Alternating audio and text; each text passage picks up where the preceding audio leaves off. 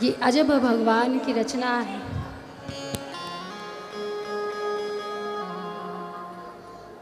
कि जिन 5 तत्वों से ये शरीर निर्मित हुआ, यही 5 तत्व भगवान मृत्यु के समय वापस ले लेता है। जब व्यक्ति का दाह संस्कार होता है, जब शमशान में ले जाया जाता है,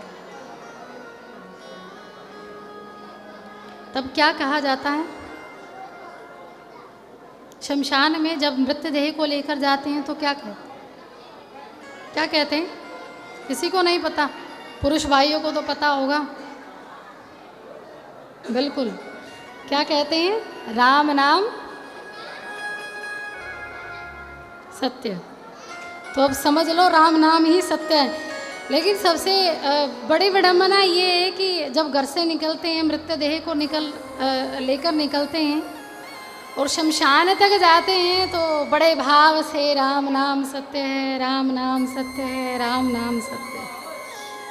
लेकिन जैसे ही दाह संस्कार किया, वापिस आए, फिर चुप, बिल्कुल चुप। कोई आते समय कहता है राम नाम सत्य है? कोई कहता है?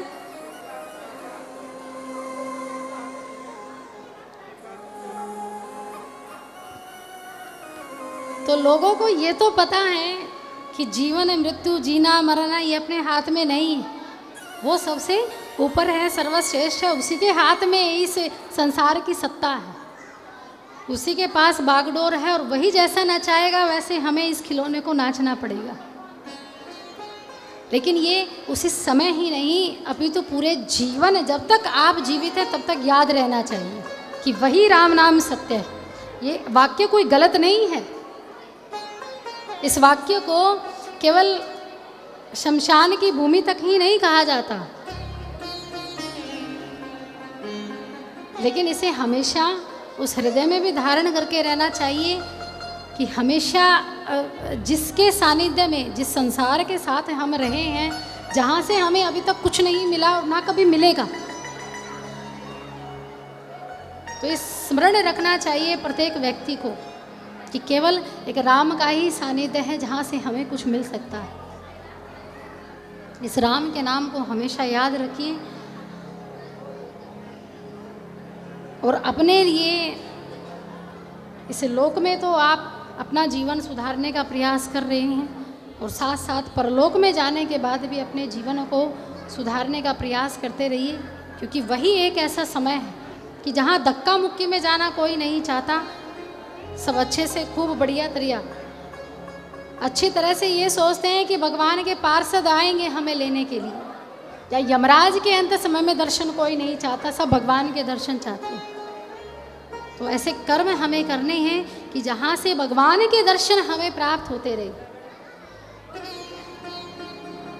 ऐसे कार्य हमेशा आप अपने जीवन में करते रहिए। और धन्यवाद प्रकट करती हूँ कि उन्होंने अपना तो कल्याण किया, साथ साथ आप सभी का भी कल्याण का मार्ग चुना, और इस समय का भरपूर आप सभी लाभ भी उठाइए, क्योंकि बगैर लाभ के, अगर किसी को लाभ ना बताया जाए, कोई फायदा ना बताया जाए, तो कोई अपना समय निकाल कर नहीं आता। एक गंजे को भी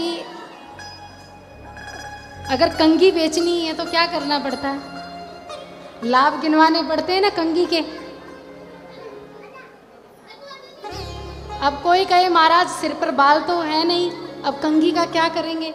अब बेचने वाला इतना निपुण होता है, कहते हैं महाराज जब बार बार कंघी करोगे तो एक नहीं तो दो नहीं तो एक हफ्ते में तो बाल आ ही जाएंगे। ये बेचने वाले की निपुणता है। और ये भी नहीं होगा महाराज तो कभी सिर पर खुजली हो जाए तो कंघी से ही खुजली कर लो। तो देखिए, बिना बाल वाले व्यक्ति को भी कंघी बेच देते हैं। क्यों? क्योंकि उसकी गुणों का बखान करके, उसके गुण गिनवा कर। तो अब पहले दिन, प्रथम दिवस पर मैं आपको कथा के गुणगान के माध्यम से आपको लाभ गिनवा रही हूँ। आज मैं केवल लाभ गिनवाऊंगी आपको। कल से विशेष भगवान की लीला, धाम और गुणों की चर्चा हम करेंगे।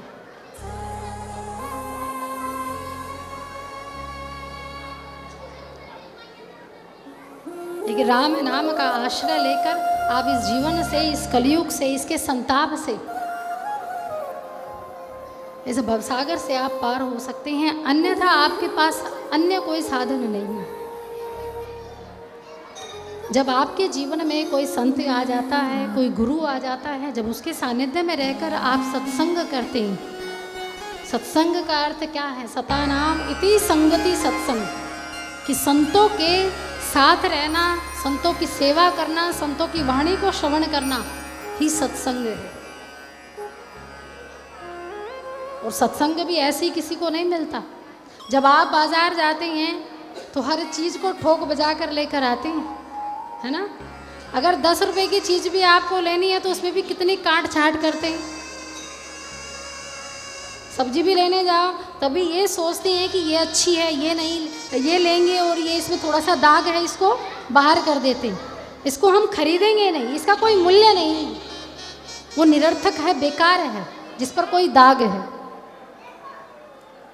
उसी प्रकार जब भगवान अपने भक्तों को चुनते हैं, जब वो अपने चरण देना चाहते हैं, अपनी चौखट पर चाहते हैं कि मेरे द्वार पर आए, मेरा सत्संग करे, तो वो भी काट छाट करते हैं।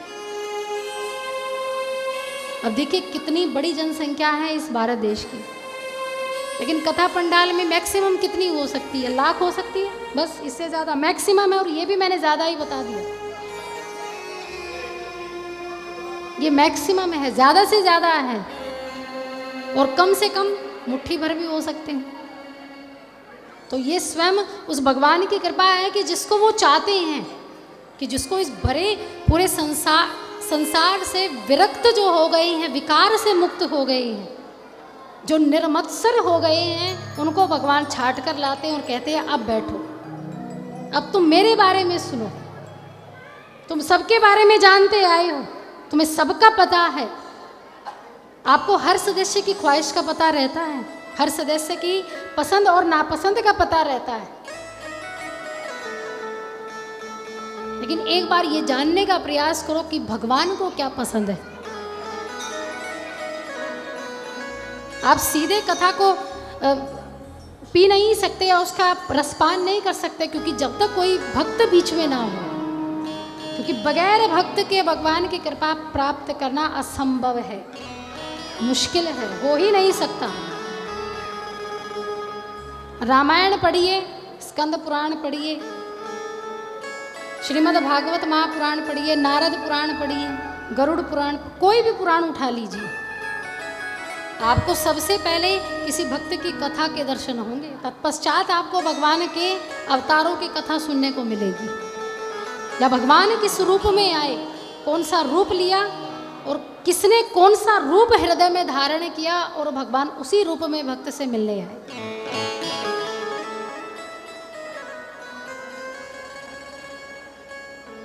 और सभी मनुष्यों को अपने अंतःकरण में सिया राममय सब जग जानी, सिया राम का यानी सीताराम का दर्शन करते हुए कथा पंडाल में उपस्थित होकर कथा को श्रवण करना चाहिए, उसका रसपान करना चाहिए। परम रसिक बन जाओ। श्रावण मास चला हुआ है ना, चातुर्य मास, यानी 4 महीने ऐसे हैं जिसमें महादेव जी की विशेष आराधना की जाती है। महादेव जी अपनी समाधि में अपना गुरु मंत्र बोलते हैं, मंत्र उनका है राम। क्या मंत्र है? राम। श्रावण मास में 4 महीनों में विशेषकर महादेव जी की आराधना की जाती है। क्यों की जाती है? 4 महीने दिए गए हैं महादेव जी को।